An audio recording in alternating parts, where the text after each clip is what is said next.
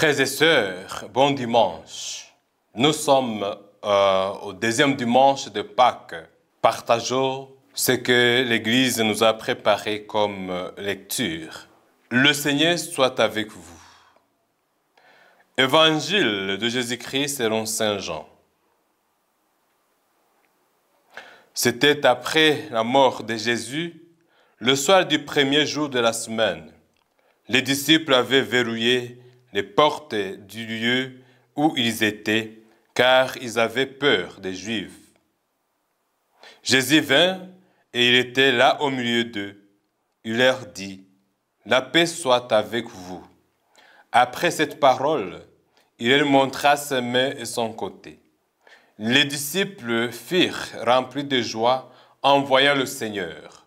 Jésus leur dit de nouveau, « La paix soit avec vous. » De même que le Père m'a envoyé, moi aussi je vous envoie.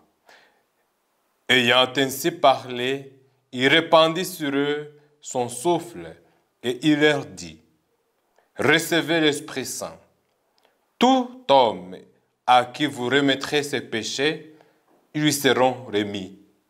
Tout homme à qui vous maintiendrez ses péchés, ils lui seront maintenus. » Or, l'un des 12, Thomas, dont le nom signifie jumeau, n'était pas avec eux quand Jésus était venu. Les autres disciples lui disaient, « Nous avons vu le Seigneur. » Mais il déclara, « Si je ne vois pas dans ses mains la marque des clous, si je ne mets pas mon doigt à l'endroit des clous, si je ne mets pas la main dans son côté, non, je ne croirai pas. » 8 jours plus tard, les disciples se trouvaient de nouveau dans la maison et Thomas était avec eux. Jésus vint alors que les portes étaient verrouillées et il était là au milieu d'eux. Il dit, « La paix soit avec vous. » Puis il dit à Thomas, « Avance ton doigt ici et vois mes mains. Avance ta main et mets-la dans mon côté. Cesse d'être incrédule, sois croyant. » Thomas lui dit alors, « Mon Seigneur et mon Dieu. » Jésus lui dit, « Parce que tu m'as vu, tu crois. Heureux ceux qui croient sans avoir vu. » Il y a encore beaucoup d'autres signes que Jésus a faits en présence des disciples qui ne sont pas mis par écrit dans ce livre. Mais ceux-là y ont été mis en fait que vous croyez que Jésus est le Messie, le Fils de Dieu, et en fait que par votre foi, vous ayez la vie en son nom. Acclamons la parole de Dieu. Frères et sœurs, les lectures que l'Église de notre Mère soumet à notre méditation reviennent sur l'annonce de la bonne nouvelle. Dans la première lecture, cette annonce consiste à la fraternité chrétienne basée sur la contagion de la bonne nouvelle par le bien de la foi. Dans la deuxième lecture, il s'agit de la victoire du Christ. Et dans l'Évangile, cette annonce trouve son sens et son fondement dans la foi en Jésus-Christ. La première lecture montre que l'enseignement dans le pain du Christ a caractérisé les premiers chrétiens. Les signes et les prodiges faits par les apôtres ont pour l'objectif de faire adhérer des hommes au Seigneur par la foi.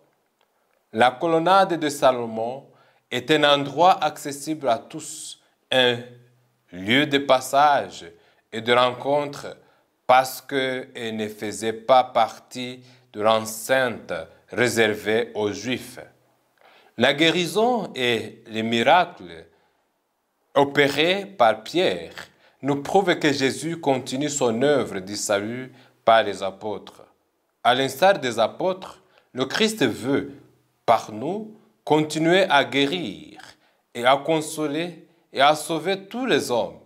Nous sommes les instruments du salut et de la guérison des autres parce que, comme pour les apôtres, Jésus continue en nous et par nous ses œuvres salvifiques. Dans la deuxième lecture, Jean met en exergue le pouvoir et la victoire du Christ.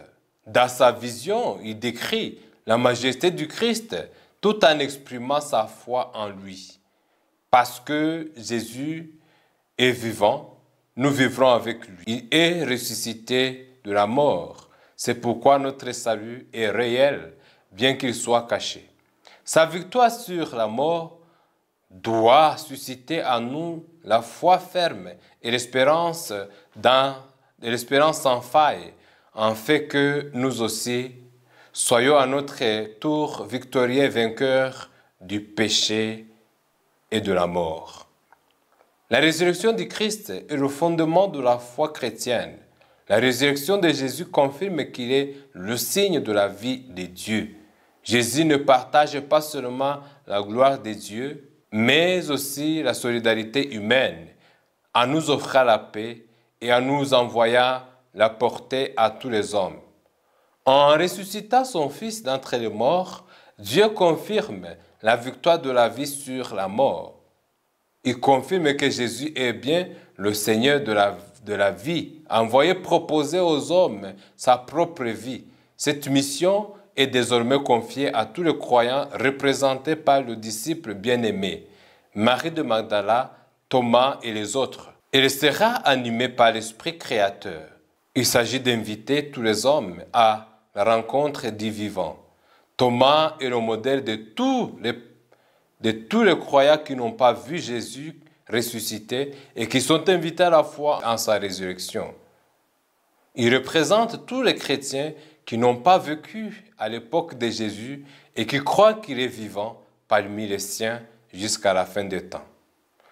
Cet évangile nous parle de l'apparition du Christ 8 jours après Pâques, et donne des précisions sur le fondement de notre foi. D'abord, en désignant les disciples comme destinataires des signes opérés par Jésus, il pense surtout à tous les chrétiens, devenus disciples sans avoir vu ces signes durant sa vie. Ensuite, et surtout, il précise son objectif, réconforter les disciples dans leur foi en Jésus, comme ici promis par les Écritures et le Fils de Dieu, de telle sorte que les disciples aient la vie par Jésus. Pour les lecteurs qui vivent dans le temps de l'absence physique du Christ, le livre est là, disponible pour que, dans la rencontre entre les lecteurs et le livre, naisse la vie par la foi en Jésus, Messie de Dieu. Que Dieu nous donne la grâce de la foi pour que nous soyons à notre tour des témoins courageux de la résurrection du Christ, lui qui règne pour les siècles des siècles. Amen. Bien-aimés du Christ, merci pour votre aimable attention et pour votre fidélité. Le Seigneur soit avec vous. Que Dieu Tout-Puissant, bon amour et miséricordieux, vous bénisse et vous protège. Le Père, le Fils et le Saint-Esprit. Amen.